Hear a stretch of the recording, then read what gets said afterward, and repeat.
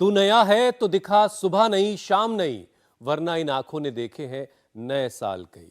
ये और बात है कि इस नएपन की तलाश में लोग अपनी रूटीन लाइफ से बिल्कुल अलग नए साल के लिए पहाड़ों का रुख कर लेते हैं। बर्फबारी, सर्द हवाएं और भीषण सर्दी के बाद भी उनका जोश और जुनून कहीं कम नजर नहीं आता और कुछ इस तरीके से नए साल को जमकर सेलिब्रेट करते हैं। हुसैन, इस बार भी सैलानियों से पहाड़ पैक्ड है। श्रीनगर का लाल चौक हो या फिर वैष्णो देवी धाम, शिमला मनाली से लेकर मसूरी, धनौल्टी, कोसानी, औली, हर जगह जो ऑक्यूपेंसी है वो फुल है, क्योंकि सैलानी भर भर कर घूमने के लिए पहुंच रहे हैं। दोस्तों और परिवार के साथ लोग बर्फबारी का आनंद ले रहे हैं। हालांकि ये हर किसी के बस की बात नहीं है, क्योंकि बहुत कुछ बॉडी की टॉलरेंस कैपेसिटी पर भी डिपेंड करता है। ये बिल्कुल ठीक बात है। सर्दियों में ठंड लगना ऑब्वियस सी बात है, लेकिन बहुत से ऐसे लोग भी हैं जो हल्की सी ठंड में कांपने लगते हैं, जिनको बहुत ज्यादा सर्दी लगती है और ऐसा लगता है कि उनकी बॉडी सर्दी को बर्दाश्त करने के बिल्कुल लायक नहीं।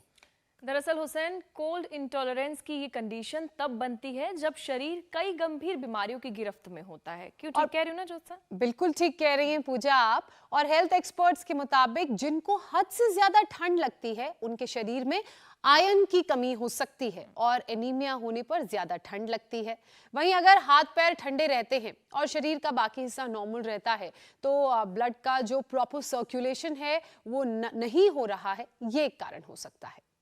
और वैसे शरीर में शुगर और थायराइड का बिगड़ना भी कोल्ड इंटॉलरेंस की एक बड़ी वजह है, क्योंकि मेटाबॉलिज्म स्लो हो जाता है और इससे शरीर में हीट जो है वो जनरेट नहीं हो पाती। और कम वजन, डिहाइड्रेशन और विटामिन B12 की कमी को भी सर्दी में नजरअंदाज करना बिल्कुल भी ठीक नहीं होता। ये सारी बातों को आपको बताने का, कहने का मतलब ये है कि अगर आप भी दूसरों की तरह पहाड़ों पर वेकेशन का मजा लेना चाहते हैं तो आपको मेहनत करनी पड़ेगी, तभी आपकी जो सर्दियां हैं वो खुशनुमा बीतेंगी। तो इन जिन बीमारियों का हमने जिक्र किया, ये सारी बीमारियां ना हो, ये इन सारी बीमारियों से आप बचे रहें, दूर रहें, उसके लिए क्या करना होगा हुसैन? उसके लिए बस कुछ खास नहीं करना है। रोजाना 7:56 पर इंडिया टीवी लगा लेना है और स्वामी जी के साथ 40 मिनट का वक्त देना है। गौर से उनको सुनना है और उनको फॉलो करना है। उनके साथ जो फिजिकल एक्टिविटी वो सारी करनी है। स्वामी जी प्रणाम, बहुत बहुत स्वागत है आपका। प्रणाम स्वामी जी। प्रणाम स्वामी जी। आपने कैसे किया सेलिब्रेट स्वामी जी पहला दिन? अभिनंदन आपको भी मेरे भाई हुसैन जी।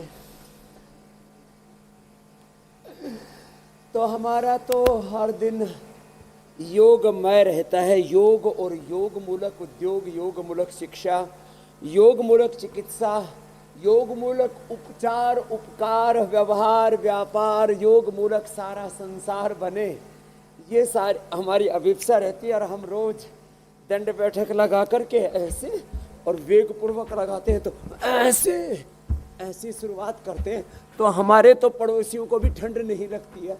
और अभी ये ठीक है, जो कर सके सूर्य नमस्कार। आजकल हम हर दिन जो है ये सूर्य नमस्कार के साथ योगिक जॉगिंग के कम से कम 2 अभ्यास, ये तो सभी कर लेते हैं वार्म अप के लिए, एक, और दूसरा जो है ये, और फिर ताड़ासन, तिर्यक ताड़ासन। आज स्वामी जी देखिए, आपको तो सर्दी लगती नहीं है, लोहा आपके पास भरपूर है, कोहराम मचा हुआ है।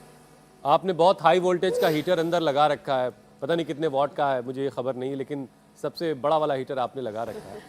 लेकिन स्वामी जी बहुत सारे लोग जो है नए साल के सेलिब्रेशन के लिए जब प्लान कर रहे होते हैं ना कि चलते हैं पहाड़ों पर बर्फबारी का मजा लेंगे, तो बहुत सारे लोग उसमें डर करके सरेंडर कर देते हैं कि नहीं यार मेरे बस का तो नहीं है वहां जाना, क्योंकि मैं सर्दियां बहुत ज़्यादा बर्दाश्त नहीं कर सकता।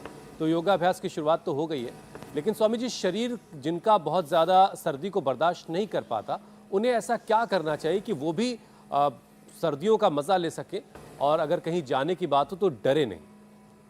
रोज दंड बैठक से शुरुआत करें, रोज नस्से करें, और ये पतंजलि बाम छाती पर लगा लिया करें रात को सोने से पहले। और छाती पर ये बाम लगा के ऊपर से एक कॉटन का कपड़ा पहन लिया, फिर गर्म कपड़ा पहन लिया। तो पतंजलि बाम लगाई, और लगाओ बेटा, अच्छे से लगाओ, हाँ कंजूसी मत करो। कम से कम एक बार में ऐसे 10-20 ग्राम तक बाम लगा देते हम तो। फिर पूरे रात भर ये अंदर तक इसका प्रवेश हो जाता है, अंदर तक रम जाती है। ये तो रेडीमेड है पतंजलि बाम। हल्दी, अदरक, लहसुन, प्याज जो उधर लगा रहे हैं हमारे भाई, हल्दी, अदरक, लहसुन, प्याज, उसमें थोड़ा दिव्य धारा मिला करके उसको लगा देते हैं। ओहो हो, फिर इसको बांध देते हैं। धूप जहाँ निकल जाए, आधे भारत में तो धूप निकलती है, वहाँ धूप में बैठ जाएं थोड़ी देर और फिर प्राणायाम करें। फिर ये नस से करवाते हैं, काकड़ा सिंगी से, त्रिकुटा से, और इसमें हल्दी, मुलेठी, लौंग, काली मिर्च, तुलसी के सूखे पत्ते डाल देते हैं, तम्बाकू नहीं, तुलसी और उसका नस्य करवाते हैं। जलनेति सूत्रनेति करवाते हैं, जो पीछे कर रहे हैं, जलनेति सूत्रनेति और अणु तेल का नस्य करवाते हैं, और इनका सबका शुद्धिकरण करवा दिया। सुबह उठ करके एक बार दौड़ाते हैं, जो दौड़ सके, नहीं तो योगी जोगी के 2 अभ्यास बता दिए थे, शेषीय दंड लगाए ऐसे। और जैसे अंजू ने, मैं गोरखपुर गया था 20 साल पहले, तभी अपना सर्दी जुकाम ठीक कर लिया, तब थायराइड भी ठीक कर लिया। बोले बाबा जी हमको कभी कोई एलर्जी की गोली, कभी कोई स्टीरॉयड लेना ही नहीं पड़ा। मनोज ने भी ऐसे ही। तो ये तो हम सिंबॉलिक रूप से कुछ लाइव एग्जाम्पल से देते हैं। यहाँ से लंबे लंबे श्वास, जो 2 कदम नहीं चल पाते थे, वे अब घोड़े की तरह दौड़ रहे हैं।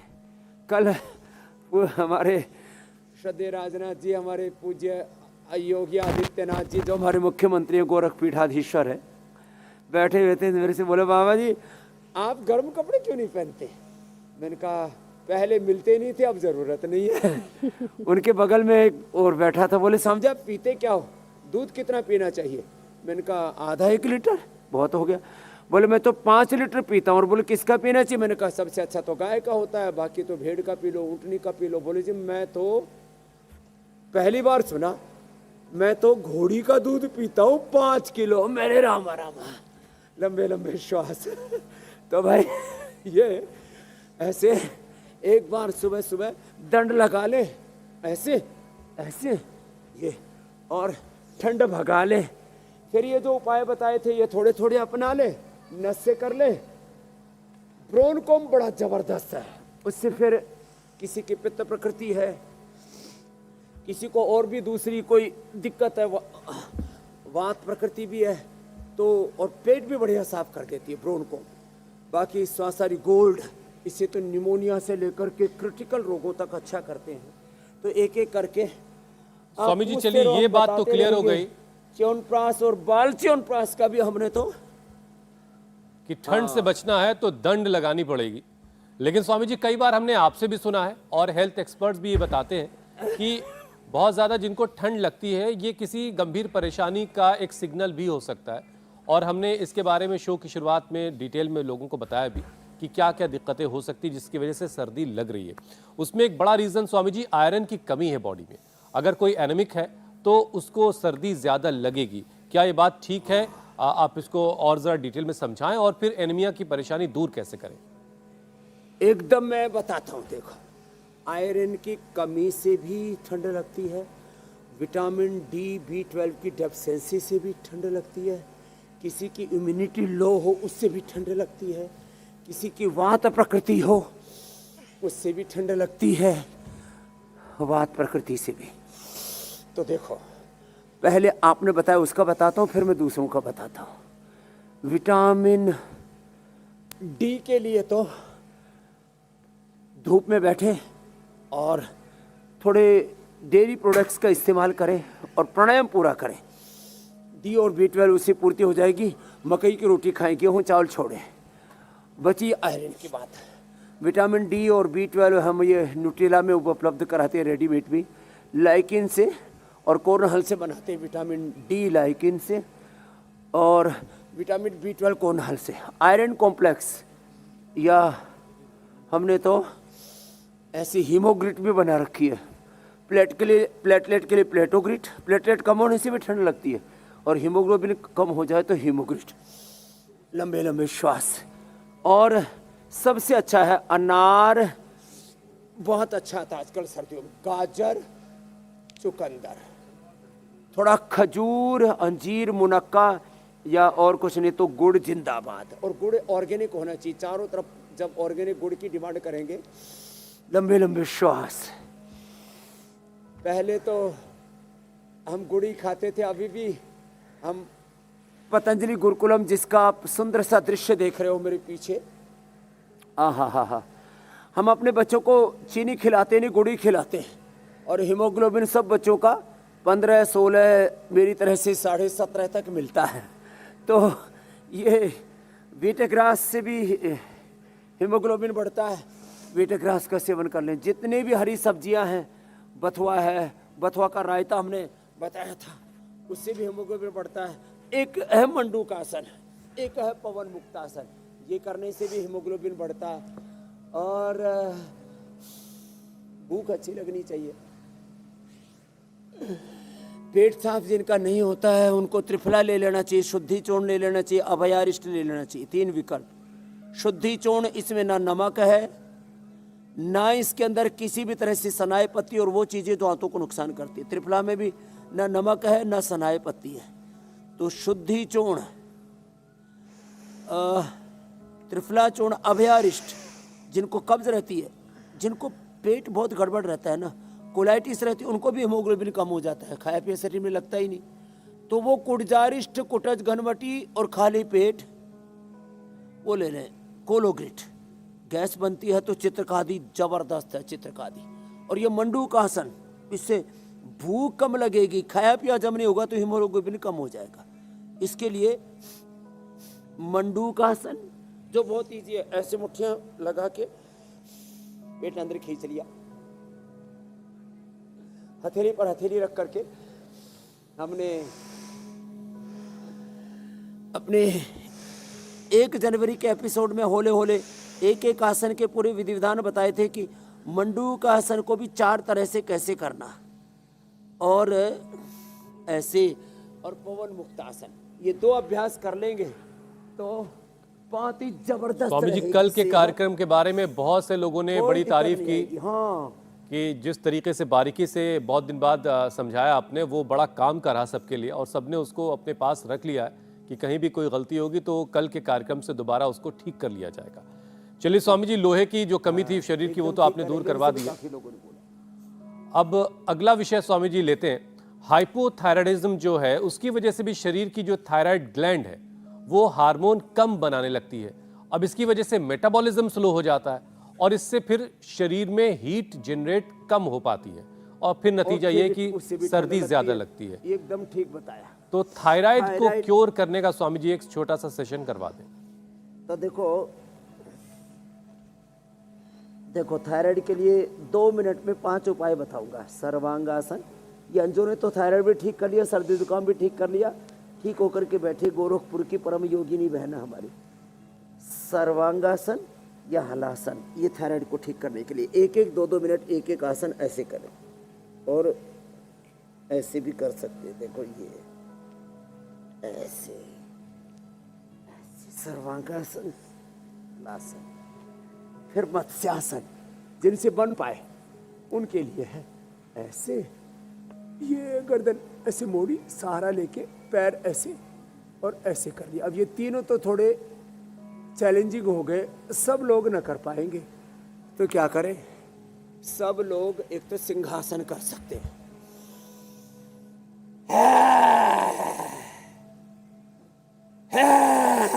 5 बार कर लेना। एक उज्जाई,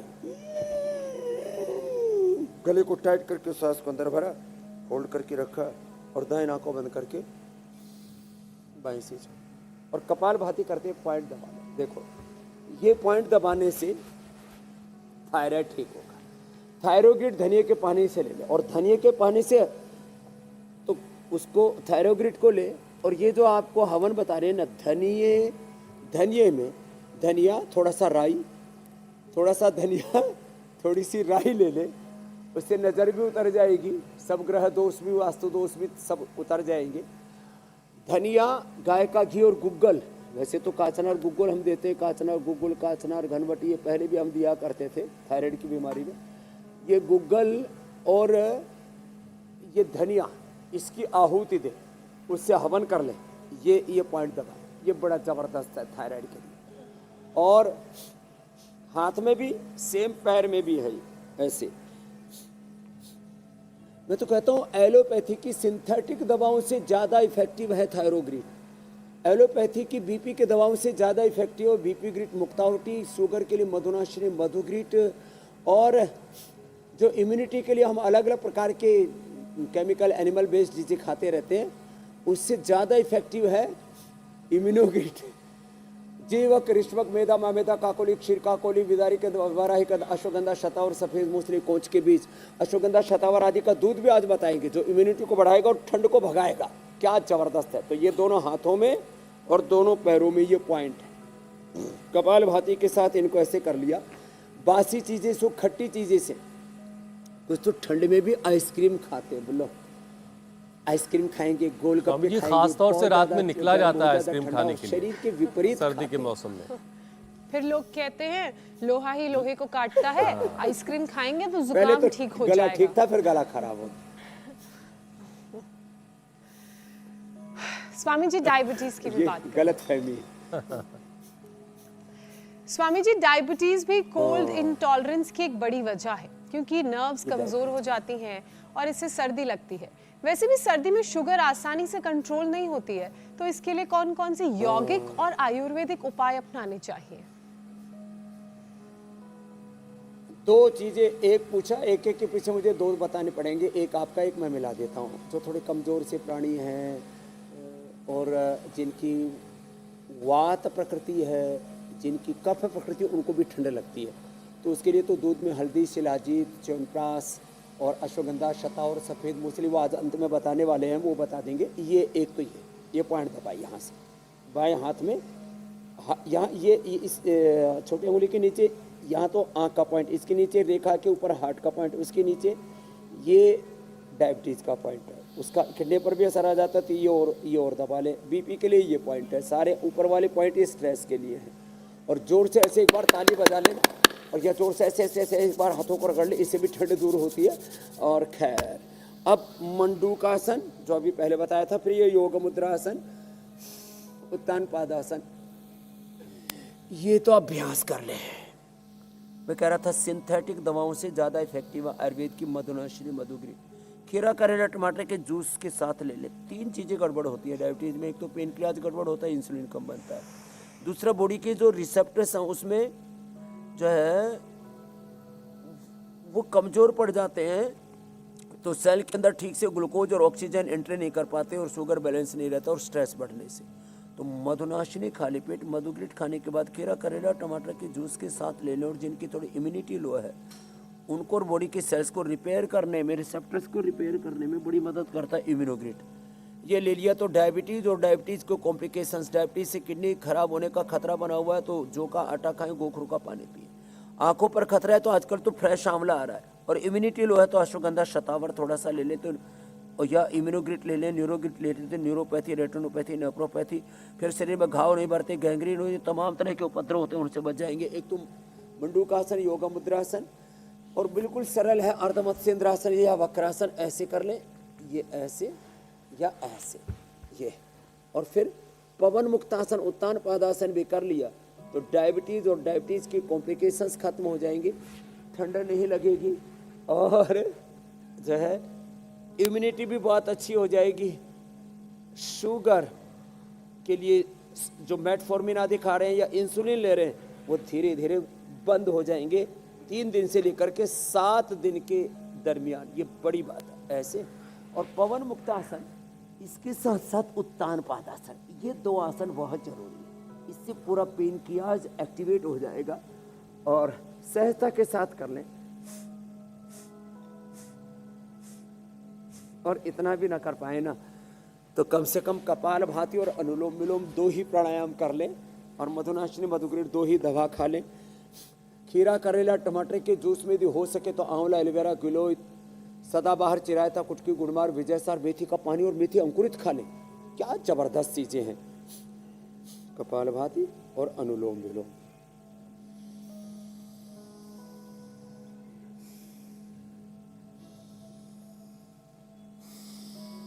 स्वामी जी, शुगर भी कंट्रोल हो गई है, लेकिन एक विषय और है जो बहुत बेसिक सा मामला है कि अगर खून जो है रगों में सही तरीके से दौड़ेगा नहीं, यानी ब्लड का सर्कुलेशन ही गड़बड़ है, तो फिर तो जाहिर सी बात है कि सर्दी काफ़ी लगेगी उसको।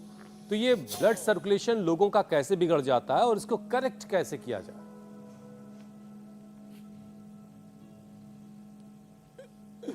ये जो बाह्य प्राणायाम है ना, ये ऊर्ध्वरेता भी बनाता है, liver, spleen, intestine, pancreas, uterus, ovary, prostate के, हमारे प्रजनन तंत्र के, हमारे मूत्र तंत्र के, पाचन तंत्र के रोगों को भी ठीक करता है, कुंडलिनी जागरण करता है। इसे बाह्य प्राणायाम को हल्के बना ले, इसको भी जरूर किया करें। 5 बार से लेकर के 5 मिनट तक कर सकते हैं। अनुलोम विलोम जो हम करवा रहे थे, ये तो बाह्य प्राणायाम।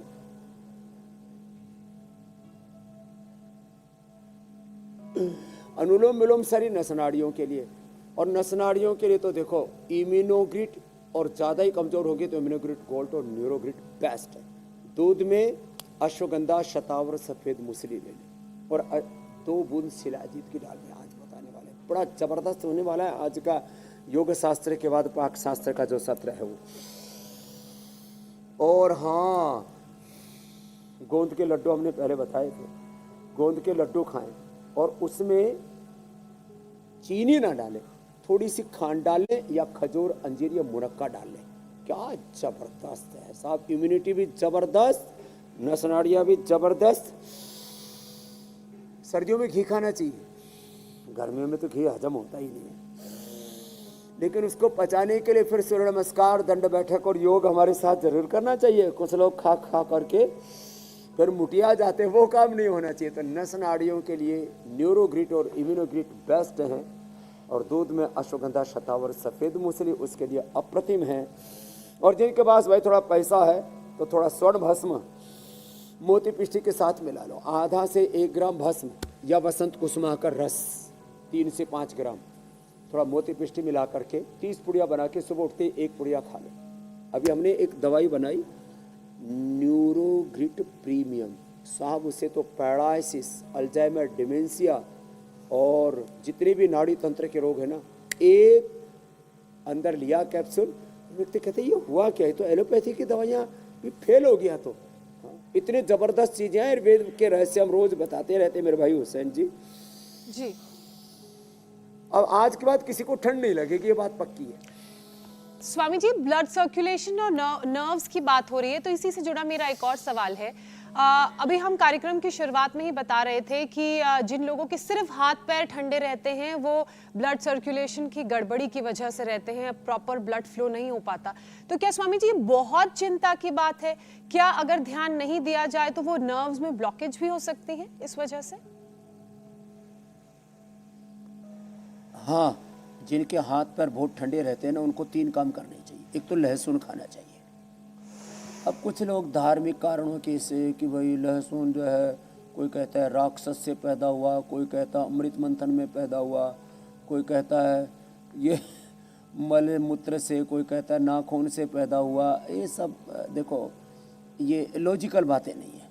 ये सब सारी सृष्टि भगवान की बनाई हुई है, शैतान ने नहीं बनाई।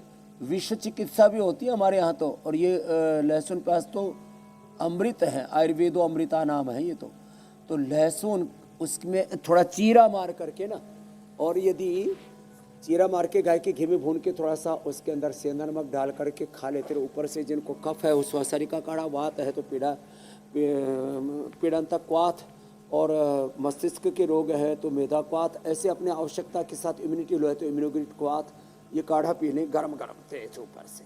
नहीं तो अपना घर में ही तुलसी आदि का काढ़ा पी ले, तुलसी, हल्दी, अदरक आदि का।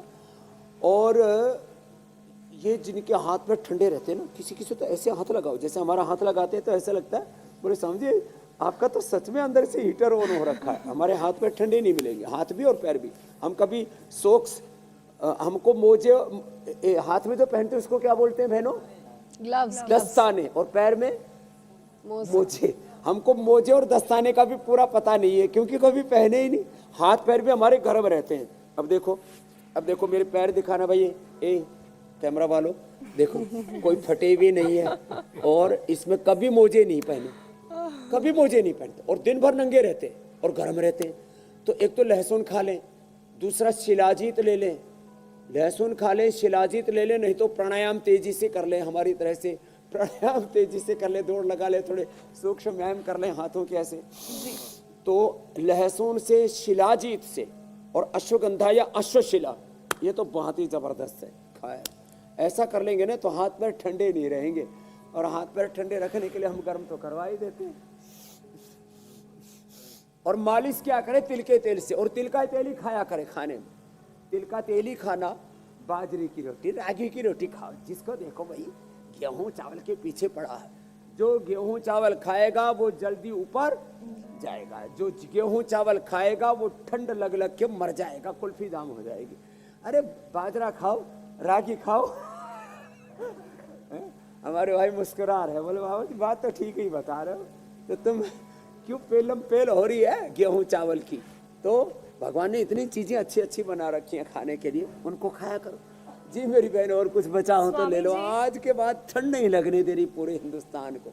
जी स्वामी जी, स्वामी जी एक और टॉपिक ले लेते हैं। ज्यादातर लोग तो एक्सेस वेट की परेशानी से जूझते रहते हैं, लेकिन कम वेट लेकर घूमने वाले लोग भी कम नहीं है स्वामी जी। इसके लिए वो कौन से उपाय करें ये भी समझाइए, क्योंकि जिनके वेट कम होता है उन्हें भी खूब सर्दी लगती है। स्थित कोण आसन, चक्की आसन, ऐसे। हाँ, और ये मैं वेट वाला भी बता देता हूँ। आपने एक पूछा, मैंने आज सोच रखा आप एक पूछोगे मैं दो उत्तर दूंगा। तो जिनका वजन ज्यादा है, अर्धलासन, पादवृत्तासन, द्विचक्रिकासन। अरे मोटे लोगों को बहुत ठंड लगती है। हाँ, मोटे लोगों को बहुत ठंड लगती है, उनकी इम्यूनिटी कम हो जाती है, मेटाबॉलिज्म वीक पड़ जाता है, उनकी जीवनीय शक्ति, उनकी प्राण ऊर्जा, प्राणिक ऊर्जा, उनकी जठराग्नि मंद पड़ जाती है, उनको भी ठंड लगती है। तो मोटों के लिए फिर वो गोदान अर्क मेदो हरवटी और वेट गोई 4-4 लेना शुरू कर दें। गोदान अर्क के साथ तो खाली पेट मेदो हरवटी ले लेना, और खाने के बाद वेट को लौकी के जूस या सूप के साथ ले लेना। अब जिनका वजन कम है वे क्या करें? एक तो पवन मुक्तासन करेंगे। पवन मुक्तासन, मंडूकासन, उससे अपना पाचन अच्छा करे। और फिर गोंद के लड्डू खाएं। गोंद के लड्डू खाएं और च्यवनप्राश खाएं। जो बच्चे छोटे बच्चे पतले हैं उनको ये बाल च्यवनप्राश, बाल प्राश इसका नाम, ये खिला दें। और देखो यो तो जितने भी बाजार में वेट गेन करने वाले पाउडर मिलते हैं चीनी पर बेस्ड है, हमने खांड से बनाया। सबसे अच्छा वजन बढ़ाने के लिए रोज गरम गरम गुलाब जामुन खाओ। खजूर का गुड़ बनाते हैं, और खजूर का गुड़ बना के उससे रसगुल्ला बनाते हैं, गरम गरम भी खिलाते हैं, संदेश भी खिलाते हैं। ये तो पश्चिम बंगाल वाले खा लें। और खजूर खाओ, डेट खाओ, वेट बढ़ाओ। अश्वगंधा, शतावर, सफेद मूसली, ये भी सात्विक वजन बढ़ाते हैं। एक तो होता है रोगीला वजन, वो तो बढ़ेगा चीनी से। बाकी जो मैं बता रहा हूँ उपाय, इनसे बढ़ेगा हेल्दी वजन। तो च्यवनप्राश खाओ, बालप्राश खाओ, वजन बढ़ाओ। डेट खाओ, वेट बढ़ाओ। और ये भुजंगासन और ये दंड जरूर लगाओ जिनको वजन बढ़ाना है ना। ये ऐसे और ऐसे, ये बड़ा जबरदस्त मामला है। ये ऐसे, इतना ही कर ले। और ज्यादा वजन बढ़ाना है तो फिर ये कर ले, ऐसे ऐसे। और ज्यादा करना है तो ये करें, ऐसे ऐसे। ये इसको बोलते हैं। लेकिन बहुत सारे लोग स्वामी जी कहते हैं कि सपाटा दंड। बहुत ज्यादा किया तो और खर्च हो जाएंगे, या सपाटा दंड जो है वो भी गायब। अरे नहीं नहीं नहीं नहीं, ये गलत फहमी है लोगों की। ये गलत फहमी है कि जो है दंड बैठक लगाएंगे तो हमारा वेट कम हो जाएगा। हमने दंड लगा लगा करके ये भुजाएं बनाई है। ये जो भुजाएं है ना स्वामी रामदेव की, ये जो सीना है ना, उभरा हुआ सीना, ये योग वाला है। तो योग से और प्राणायाम के साथ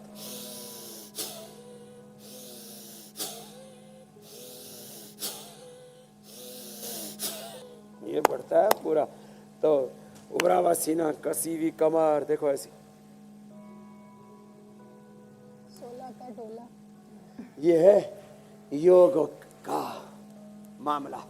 तो अंडरवेट अब कोई नहीं रहेगा और सबका वजन बढ़ेगा। ठीक है स्वामी जी। स्वामी जी, हाइपोथर्मिया का जो खतरा है वो एंटी डिप्रेशन की जो लोग दवाएं ले रहे होते हैं उनको भी होता है, तो ऐसे लोगों के लिए क्या आप सुझाव देंगे?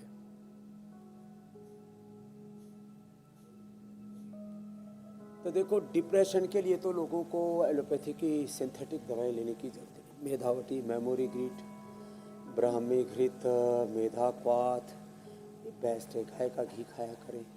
और कुछ लोगों को पाचन की मैं सारी बातें बता देता एक बार। एसिडिटी जिनको रहती है उनको शरीर में ऐसा लगता है गर्मी होगी। गर्मी अलग चीज़ है। हमारे गिरीश आहूजा जी साहब, उनके दामाद बोले जी मैं तो अभी रात को भी चड्डी में सोता हूँ, इतनी गर्मी लगती है। मैं कहा आप तो ऐसा करो, व्हीट ग्रास, एलोवेरा, लौकी, शीशम, बेल, पीपल, छोटी बड़ी दूधी, दूरवा घास, संजीवनी, हो सके तो जलजमनी, और एक को बोलते हैं हम गोंद कतीरा। इनका गोंद कतीर को रात को डाल करके सुबह उसको ऐसे खा जाओ, बहुत ज़बरदस्त होता है। जिनका ऐसे पित्त बढ़ा हुआ तो ऐसे प्रशमन हो जाएगा। जिनको एसिडिटी है, हाइटिस हर्निया है, वे अविपत्तिकर चूर्ण, उसमें 10 ग्राम मुक्ता सुक्ति मिला करके उसको खा ले एक चम्मच, उससे एसिडिटी दूर हो जाती है। नहीं तो कामदोधा मुक्ता शुक्त मोती पिष्टी। एसिडिटी होने से कोई सर्दी भगती नहीं है, जलन होती है, आंखों में जलन, मूत्र में जलन, स्किन पे जलन, खुजली मस्ती है, बुरे हाल हो जाते हैं। तो एसिडिटी नहीं बढ़नी चाहिए। गैस बनती है तो गैस अड़चूर्ण चित्रकादि बटी है, और गैस बनती है पेट की गड़बड़ी से, तो उसमें कुमारिया सौ पुनर्नवारिष्ट आदि का सेवन करना चाहिए। और लिवोग्रिट, लिवामृत तो बेस्ट है। लिवोग्रिट और एसिडोग्रिट खाली पेट खाते, ना गैस ना एसिडिटी, कुछ नहीं। जीरा, धनिया, मेथी, सौंफ, अजवाइन, मुलेठी और गुलाब के फूल के पत्ते डाल करके सूखे या फ्रेश उसका पानी पिए। तो कोलाइटिस के लिए मैंने कोलोग्रिट और कुटजारिस्ट, कुटच, घनवटी, चित्रकादि, और कॉन्स्टिपेशन के लिए त्रिफला, शुद्धि चूर्ण और अभयारिष्ट बताया ऐसे। और ये पॉइंट दबा लेकर देखो, ये ना बहुत अच्छा है। ऐसे ऐसे दबा लेते हैं इसको, ये बेस्ट है। ऐसे ऐसे, और इससे ना, और पेट के लिए सबसे बेस्ट है, सुबह सुबह अनार खाओ। थोड़ा उस अनार को थोड़ी देर ओवन में रख दो। जिनको ठंडा ठंडा खाने में आजकल सर्दी है ना, तो थोड़ी देर ओवन में रखना, मात्र आधा मिनट, बस आधा 1 मिनट, उससे ज़्यादा नहीं रखना। और स्टीम में, कुकर में थोड़ा सा पानी डाल के हल्का सा सेव या अमरूद, सेव अमरूद को उबाल लो और फिर खाओ। ठंड के लिए बहुत ज़बरदस्त होती है। नहीं तो लोग अमरूद का जो गुण है, जो सबसे सस्ता है, लोग सेव खाते हैं, विदेश से आता है।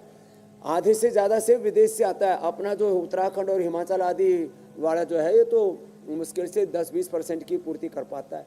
सेव बहुत महंगा खाते हैं लोग। अरे उसकी जगह अमरूद खाओ। ठंड में अमरूद को उबाल करके खाओ, अमरूद की चटनी खाओ, अमरूद की सब्जी बनाते हैं मध्य प्रदेश में और दक्षिण भारत में, मैंने देखा बहुत अच्छी बनती है। तो अमरूद खाया करें, सेव खाया करें, अनार खाया करें।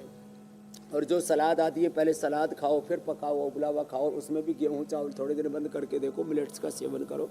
और इसमें रागी, बाजरा तो और मकई तो, और फिर सरसों का साग। सरसों का साग अकेला नहीं, उसमें बाकी बथुआ, मेथी, पालक आदि सारे हरी पत्ती मिला करके, और थोड़े चने की दाल मिला करके खाओ साहब। बाजरे में भी, बाजरे की खिचड़ी में भी थोड़ी चने की दाल गर्म होती है, क्या ज़बरदस्त सेहत बनती है साहब। और डाइजेशन भी फर्स्ट क्लास रहेगा, जैसे हमारा डाइजेशन फर्स्ट क्लास है। लोहा लाट वाला डाइजेशन। कपालभाति भी करें, लक्कर पत्थर सब हजम सब पूरा पाचन अच्छा रखें। स्वामी जी, ठंड लगने की वजह और उनका निवारण हमने जान लिया आपसे, लेकिन चलिए किसी को अगर ठंड लग भी गई, सर्दी काफ़ी पड़ भी रही है और अगले एक आध हफ्ते सर्दी अच्छी खासी पड़ने वाली है, तो उसके बाद सबसे पहले कफ कोल्ड हो जाता है, नाक बहने लगती, बहुत सारे लोगों को, कुछ लोगों को फीवर आ जाता है। तो एक एक करके कफ, कोल्ड और फीवर से कैसे निजात मिले, इसके बारे में बता दें, जो सीजनल बीमारियां हैं। हाँ, फीवर के लिए तो लोग क्रोसिन, पैरासीटामोल, डोलो, पोलो सब ऐसे ये सिंथेटिक दवाएं खाते हैं। फीवोग्रिट बेस्ट है। गिलोय घनवटी, ज्वरनाशक वटी या सुदर्शन घनवटी, ज्वरनाशक क्वाथ भी हम देते हैं। लेकिन एक कंपोजिशन बहुत ज़बरदस्त है, फार्मूलेशन, ये है फीवोग्रिट। और यदि टाइफाइड हो जाए, कफ कोल्ड यहाँ जम जाता है, तो उसी फिर जो है निमोनिया, तो उसमें तो स्वासारी और ब्रोनकोम का सेवन, और फिर उसका असर पेट तक हो जाता है, तो टाइफोग्रिट, गिलोय घनवटी लेना और टाइफोग्रिट लेना, बस बात पूरी हो गई। या फीवोग्रिट, ये नई औषधियाँ बनाई हैं। फीवोग्रिट फीवर के लिए, टाइफोग्रिट टाइफाइड के लिए। तो ये आंत्र ज्वर उसको बोलते हैं, आंतों में सोथ आ जाता है तो ये टाइफाइड। फिर किसी किसी को ठंड से दस्त लग जाते हैं तो कुटजारिस्ट कुटज घनवटी तो बताया था, इसबगोल का भी थोड़ा सेवन कर लें। इसबगोल जो है, अब इसबगोल जो है कुछ लोग कहते हैं जी किस में ले, जब ठंड लग रही है तो दही में तो ले नहीं सकते, तो आप इसबगोल को ऐसे फांकी मार करके या पानी में घोल करके गर्म पानी से ही ले सकते हैं। हाँ, उससे भी। और बाकी तो कुटजारिस्ट कुटज घनवटी आपको बताई रखी। खैर, अब सर्दी लग जाती, गला खराब हो जाता है तो कंठामृत बड़ी जबरदस्त है। ये कंठामृत, लवंगादी, खजरादी वाली।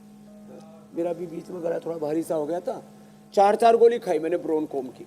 ये 4 गोली ब्रोनकोम की ना, ऐसे ही 4 गोली खा सकते हैं। देखो ये 4 गोली है ना, ऐसे ही पहले थोड़ी देर मुंह में चूस ले कि, और इससे पेट भी बढ़िया साफ हो जाएगा और कफ कोल्ड गला एकदम पूरा फर्स्ट क्लास साफ। 4 गोली सुबह सब खा सकते हैं। ओहो। और ये बाकी तो हमने स्वासारी गोल्ड ये सब बताया ही है, और बालप्राश, च्यवनप्राश और स्वासारी प्रवाह ये बड़ी ज़बरदस्त है। जिनको ठंड लग जाती है, शिला तुलसी, अणुतेल का नस्य तो बहुत ज़बरदस्त है। और चना का सेवन करें, चना, और चीनी के जगह शहद और खजूर, गुड़, इन चीज़ों का सेवन करना चाहिए। ये बातें छोटी छोटी हैं, लेकिन इन ऐसे कर लेंगे ना। अब देखो, एक दिन ना मैं 2-3 घंटे 4-5 दिन पहले भूल गया कि चद्दर भी ओढ़नी है, ऐसे ही बैठा रहा तो थोड़ा गला भारी और गाया खूब ऊंचे स्वर से, मैंने पता ही नहीं लगने दी। आपने भी देखा, एक बार भी इंडिया टीवी के कार्यक्रम के दौरान आस्था आदि चैनल पर एक बार भी खांसी नहीं आने दी, आई नहीं, आने क्या देता मैं।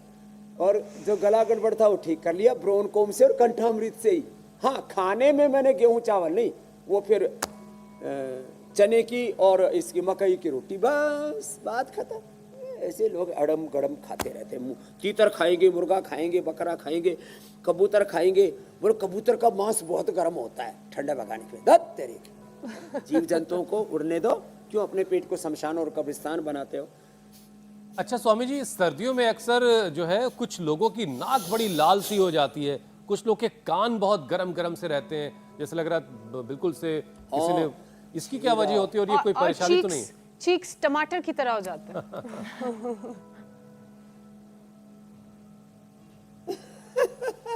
गाल ऐसे लाल लाल, तो उसमें एलोवेरा तो गर्म पानी में पिए। एलोवेरा लोग सोचते बहुत ठंडा होता है ना, गर्म में पियो गर्म, ठंडे पानी में पियो ठंडा, त्रिदोषनाशक। एलोवेरा गर्म पानी में पिए। एलोवेरा का जेल, एलोकांति, इसको चेहरे पर लगा ले। जैसे मैं चेहरा पर लगा ले तो मेरे आज तक एक बार भी एक छोटा सा भी कोई ऐसे जैसे कहते ना खुरदरापन, रूखापन चेहरे पर नहीं आया। और मैं तो सप्ताह में ऐसे ही 2-3 बार आपको दिखाने के लिए लगा देता हूँ, इसी से मेरा काम हो जाता है।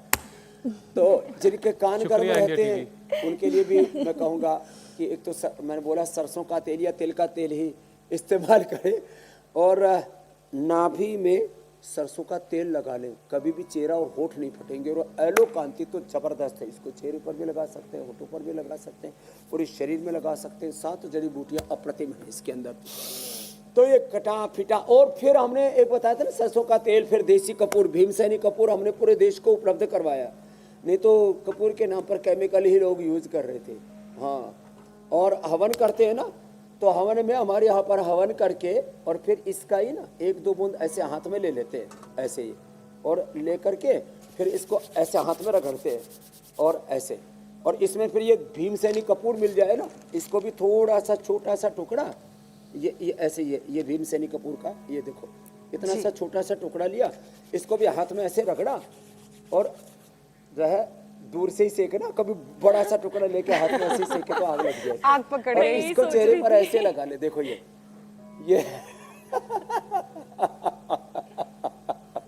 तो ये इतना जबरदस्त है। अब देखो हमारे कान देखो, हमारा चेहरा मोरा देखो, क्या जबरदस्त, और शरीर कहीं से भी नहीं फटता। नजर कोई ना लगाए स्वामी जी आपको, बस पूरा आनंद ही आनंद है। और तिल का तेल लगाया करो, तिल के तेल की मालिश किया करो, तिल का तेल की ऐसे और ऐसे ऐसे ऐसे ऐसे ऐसे, लोग मालिश करते नहीं है, और नहाने के बाद में ऐसे तौलिए से ऐसे ऐसे पूछते हैं। हम तो तौलिए को ऐसे लेकर के ना, ऐसे कॉटन का तौलिया होता है, ऐसे रगड़ते हैं, ऐसे ऐसे रगड़ रगड़ के नहाना चाहिए, रगड़ रगड़ स्वामी के जी। नहाना चाहिए। तिल का तेल की मालिश करनी चाहिए, तिल का तेल लगाना चाहिए, और तिल का तेल खाना चाहिए। क्या जबरदस्त है, ठंड लगेगी नहीं कहीं से भी, चेहरा पूरा शरीर कहीं कटेगा फटेगा नहीं। ब्लड बूस्टिंग तो लंबी लंबी एक्सरसाइजेस हो फूंक गई, मारो। आयुर्वेदिक उपाय हो गए। स्वामी जी अब बढ़ते हैं प्राणायाम की तरफ, क्योंकि आप कहते हैं कि 99% बीमारियों का इलाज प्राणायाम में छिपा है, और अगर प्राणायाम से हम अंदर का हीटर ऑन कर लेंगे तो भी ठंड नहीं लगेगी। तो और हुसैन का सबसे फेवरेट है स्वामी जी प्राणायाम, तो एक पूरा सेगमेंट प्राणायाम पे करवा दीजिए। हाँ, तो एक तो ना सूक्ष्म व्यायाम के साथ ऐसे प्राणायाम करें, तेजी से करो तो ऐसे नाक में जैसे लू चलती है ना सर्दियों में, मई जून में ऐसे लू सी चलने लगती है ऐसे।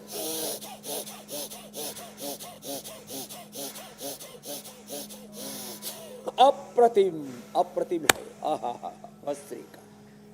और इससे पूरी ऊर्जा से आप्लावित हो जाते हैं। कपालभाति, सप्तधाताग्नि, जठराग्नि, प्राणाग्नि, प्राणाग्नि से प्रज्वलित हो जाती है। समाग्नि समधातु, समदोषा समाग्नि समधातु मल क्रिय प्रसन्न आत्मा इंद्रिय मन स्थित्य विधीयते हो जाते हैं। कपालभाति, लीवर, स्प्लीन, इंटेस्टाइन, पेजिया, यूट्रस और ये लॉन्ग हार्ट, थायराइड, पूरे ठीक और मूलाधार से सहस्रार तक अंतर शक्तियों का जागरण। कपालभाति बड़ा जबरदस्त है। अंदर का हीटर ऑन करने के लिए थोड़ा तेजी से करें ऐसे, फिर अनुलोम विलोम।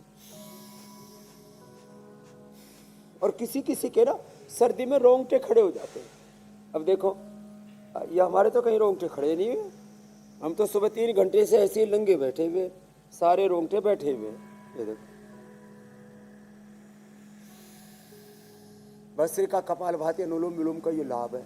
और दूध में मैं हल्दी जरूर पीता हूँ। कल भी मैं सुबह 3:30 बजे से ओहो रात भर से चल करके पहुंचा, तो भी मैंने शाम का खाना नहीं खाया, लेकिन दूध जरूर पिया हल्दी डाल करके। और दूध बड़ा टेस्टी लगता है, बड़ा अच्छा लगता है। और जिसको थोड़ा ज़्यादा ही ठंड लगती है तो दूध में हल्दी के साथ थोड़ा शिलाजीत, थोड़ा केसर और ऊपर से च्यवनप्राश, और बच्चों को ये बालप्राश, और जिनको ज़्यादा ही कफ कोल्ड है तो ये स्वासारी अवलेह दे दे, नहीं तो अश्वगंधा, शतावर, सफेद मूत्री और डाल दे, फिर पूरा शरीर ऐसा बनेगा पहलवानी। अश्मा भवतो नस्तनु बलमुपास्व अस्माकम वीरा उत्तरे भवन्तु, वज्र की तरफ फौलादी बन जाएगा शरीर। क्या बात है, क्या बात है स्वामी जी। स्वामी जी भस्त्रिका, योगाभ्यास प्राणायाम हो चुका है, लेकिन बीच बीच में आप कुछ बहुत खास खाने की बात बता रहे थे, तो लोगों का ध्यान उधर भी लगा हुआ। आप देखिए जरा डिब्बा खोलिए अपना आप, और उसमें देखिए कि पाक शास्त्र में आज क्या खास है। और मैं तब तक कल के कार्यक्रम के बारे में दर्शकों को बता दूं कल क्या खास होने वाला है। बर्फीले अटैक से बड़ी टेंशन, बिगड़ा बॉडी का सर्कुलेटरी सिस्टम, नसों में कंपन, ऐंठन, झंझनाहट। 5 प्राणायाम से कैसे मिलेगी राहत? शीतलहर में यौगिक कवच दूर करेगा वेरिकोज वेन्स का संकट। वक्त आप पहले से जानते हैं, 7:56 से पहले इंडिया टीवी लगा लीजिएगा। स्वामी जी आपको बहुत सारी काम की बातें बताने वाले हैं। स्वामी जी आज क्या तैयार हो रहा है? काम की बात यह है कि दूध में जो देखो, अब ऐसे हर समय तो कच्ची हल्दी नहीं रहती, कच्ची हल्दी मिले ना तो ऐसे उसका कद्दूकस करके, ये पूरे परिवार के लिए इतनी सी हल्दी बहुत है। हाँ, ये कच्ची हल्दी ना, इसकी जो औषधि कच्ची होती है ना, हाँ देखो कितना बढ़िया रंगीन दूध तैयार हो गया। हाँ, और इसमें ये जो दूध है ना, इसमें ऊपर से यदि अश्वगंधा, शतावर, सफेद मूसली मिला ली, और किसी को केसर, अब हम पतंजलि से केसर भी सबको उपलब्ध कराते हैं। अब ये केसर यदि किसी को उपलब्ध हो जाए तो बात ही क्या है। अब ये केसर ये बहुत अच्छी होती है, लेकिन थोड़ी सी डाला करें। अब ये हमारे सब कैमरामैन की भी धरी निगाह है कि कब कार्यक्रम खत्म हो इंडिया टीवी का और कब ये केसर मैं चेपूं। इसमें फिर थोड़ा अश्वगंधा, शतावर, सफेद मूसली 1-1 ग्राम ये डालें, अश्वगंधा, सतावर और सफेद मूसली। साहब इसको ऊपर से यदि 1-2 बूंद शिलाजीत और डाल देना, शिला तुलसी तो दूध में ले लेना, और ये शिलाजीत के 2-4 बूंद डाल दिया, और फिर इसके ऊपर से इसमें डाल दिया खांड। खांड हमने पूरे देश को उपलब्ध करा दिया, खांड या शक्कर इसमें, या फिर खजूर या मुनक्का मिला सकते। और ये जो आपको मैं बता रहा हूँ, हमने तो जैगरी पाउडर भी दे दिया बिना केमिकल वाला, लेकिन अंजीर ना मिलाएं गर्म दूध में, फिर थोड़ी देर में फट जाता है। हाँ, तो ये जो दूध पी लेंगे ना तो साहब सुपर इम्यूनिटी तैयार हो जाएगी, और गर्मा गर्म पिए, ठंड भगाए। बहुत बहुत प्रणाम। आज के बाद किसी को ठंड नहीं लगेगी। स्वामी जी अभी प्रणाम नहीं, अभी कुछ और सवाल है। स्वामी जी मेरा एक सवाल है स्वामी जी, क्योंकि अभी आप त्रिदोषों की बात कर रहे थे, और सर्दियों में आप कहते भी हैं कि वात और कफ का जो दोष है वो बहुत बढ़ जाता है, और उसमें दूध का सेवन कफ को और बढ़ाता है। तो जिन लोगों की कफ प्रवृत्ति बढ़ी हुई है वो क्या गोल्डन लैटे, गोल्डन मिल्क का सेवन कर सकते हैं?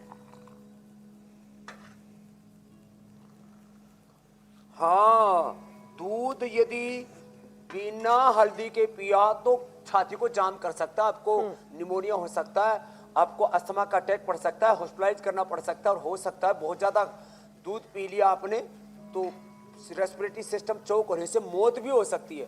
तो जिनको की कफ कोल्ड की प्रकृति है, जिनकी वात की प्रकृति है, उनको दूध में हल्दी के साथ ही सेवन, हल्दी में दूध या दूध में हल्दी तो दूध में हल्दी मिला करके फिर ही सेवन करना चाहिए। अकेला दूध सच में कफ कोल्ड करता है, उसका सेवन कतई ना करें, ये वार्निंग भी दे रहा हूं जी। स्वामी जी अब मैं अपना सवाल अगले दिन के लिए रख लेता हूँ। बहुत बहुत शुक्रिया। प्रणाम स्वामी जी। प्रणाम स्वामी। प्रणाम स्वामी जी। बहुत बहुत प्रणाम, बहुत बहुत प्रणाम।